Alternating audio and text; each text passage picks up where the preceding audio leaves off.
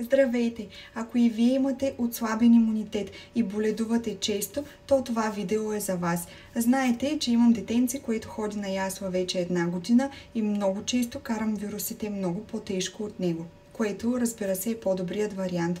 Но не е добър вариант това, че трябва да се грижа за болно дете, докато аз се чувствам зле. Затова сега ще ви покажа 2 продукта, които приемаме от известно време и мога да кажа, че наистина положението е доста по-добре.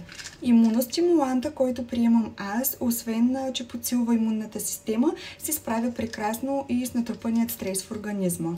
Съставът му е изключително изчистен, има ехинацея, цинк, витамин С, като е много важно да знаете, че няма никакви консерванти, няма захар, няма отцветители, т.е. абсолютно натурален е продукта и по никакъв начин не може да ви навреди. Допустимата доза е до 2 на ден, като се приема задължително след храна. Аз го приемам веднъж на ден след закуска. Витаминчетата на Нико отново са натурални, както всеки един продукт на Витон, между другото.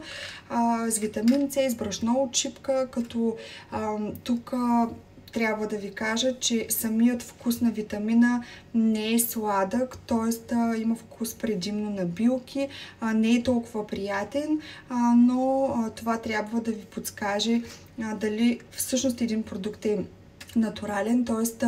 по това можете да съдите, че в тези витамини няма лактоза, няма захар, няма консерванти, няма отцветители и са абсолютно натурални. В случай, че желаете да подсилите имунитета на цялото си семейство, оставям линк в био, където можете да поръчате продуктите с код DIANA15, ще получите 15% намаление на вече ненамалени продукти.